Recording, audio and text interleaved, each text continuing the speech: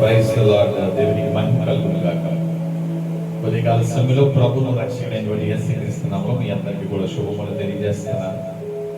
ఉదయకాలపు వాగ్దానము ఎదురు చూస్తున్నాం కదా. అందరూ బైబిల్ తెరిచి యెహోషువ గ్రంథము 3వ అధ్యాయం 7వ మాట చదువుకుందాం.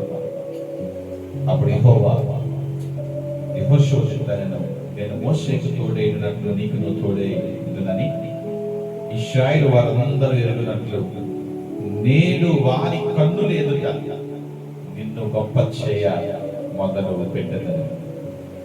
నేను వారి కన్నుల ఎదుట నిన్ను గొప్ప చేయ మొదలు పెట్టెదను. నా దేవుడు మీ అందరినీ కూడా మీ గురించి తక్కువగా అనుకున్నటువంటి వారి మధ్య, మీ గురించి మరి ఒక నెగిటివ్ గా అనుకున్నటువంటి వారి మధ్య ప్రభు మిమ్మల్ని అందరినీ కూడా గొప్ప చేయ మొదలు పెట్టెను గాక. ఆమేన్. జరిగినటువంటి సంగతులు మనకు అందరికీ తెలుసు. యోర్దాను అనుభవము ప్రతి ఒక్క క్రైస్తవ జీవితంలో కావాలి. యోర్దాను దాటక మనకు యెహోషువ వచ్చింది కన్ఫ్యూజన్ లో ఉన్నాడు. ప్రభు నాకు తోడుగా ఉంటాడా?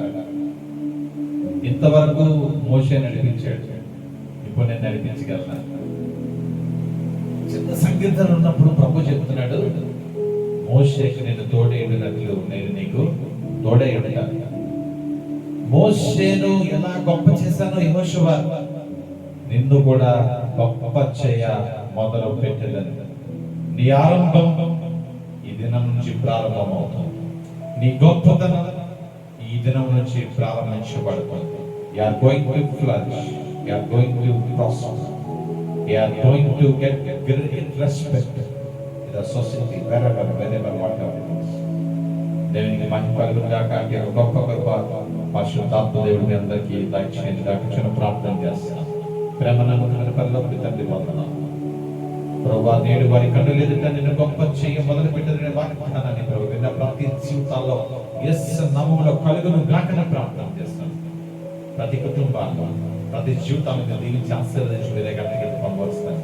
యేసు నామములో ప్రార్థన చేస్తున్నాము తండ్రి. ఆమేన్. తండ్రి కుమార పరిశుద్ధాత్మ దేవుడు మీ అందరికీ మెండుగా కలుగును గాక.